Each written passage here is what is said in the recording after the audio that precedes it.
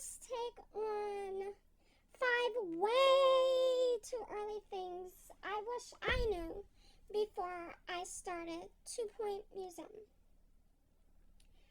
Number 1, I'm going to start over on the fish museum, that area. I would say there's a limit to certain fish that can go in aquariums. I would go on expeditions over and over and over, just hoping to get new exhibits, and I would get the same couple of fish. I'd get the sunfish and the flamboyant fish. Then I just throw them in the tank thinking it's better to have something in there than nothing at all, only to find out that that's not true. Apparently, only one flamboyant fish can go in the aquarium, or else they're going to start fighting. To me, it's like a betta fish. He likes to be alone. So, luckily I was able to remove and sell some of those fish, but I had 6 flamboyant fish. That also brings me to another point, and this isn't one of my points, but I would say making sure that you go over to the tab to see which rewards you can get from going on the expeditions, because you can be going on the same expedition over and over and over thinking that you're going to get something different, only to find out that you've already gotten every reward you can get from that area. So just take a peek and make sure that the rewards, if you're aiming for something new, go to a different area. Anyways, number 2, be careful when unlocking the second plot. In the beginning of the game, you seem to have an unlimited amount of money. At least I did. No matter how much I was spending, I always had money until I unlocked the second plot.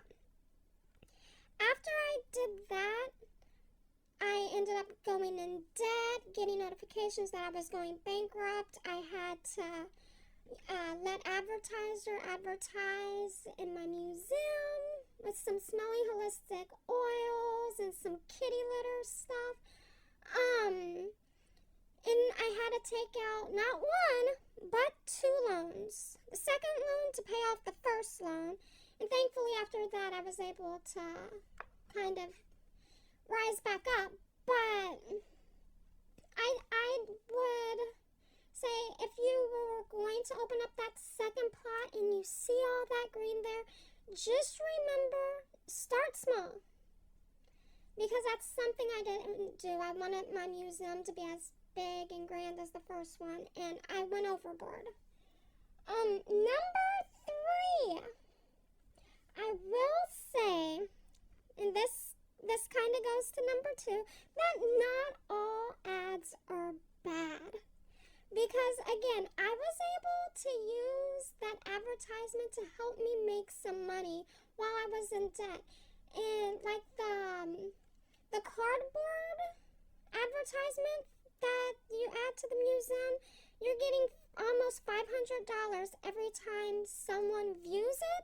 So putting that in a high density area, it puts you in a position to make a lot of money off of it. So if you're really struggling for money, I would say go ahead and just do it.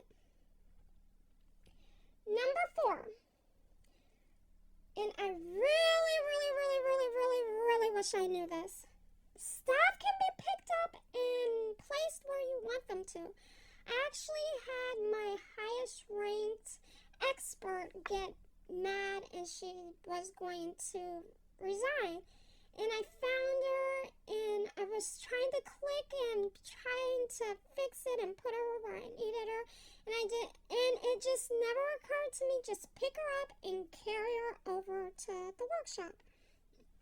So this may seem like a really obvious, not even the workshop, the break room.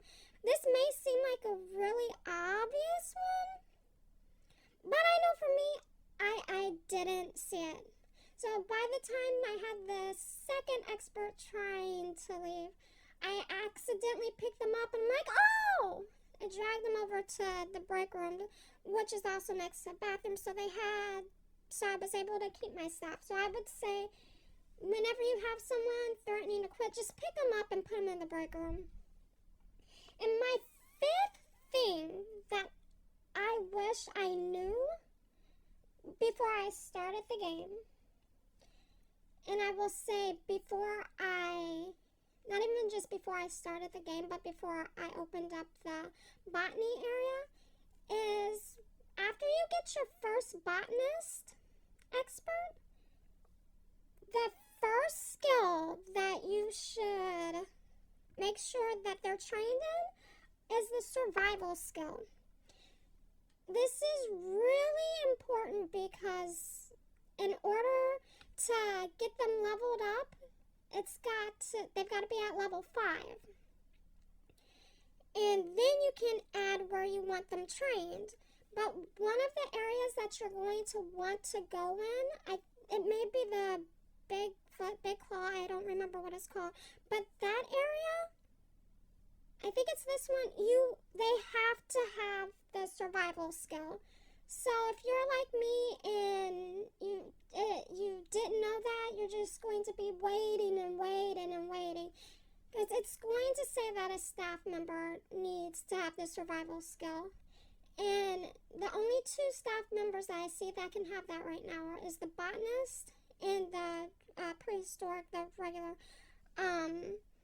experts. So, and the botanist is the only one that can go into that area with the assistant and I want to say a janitor.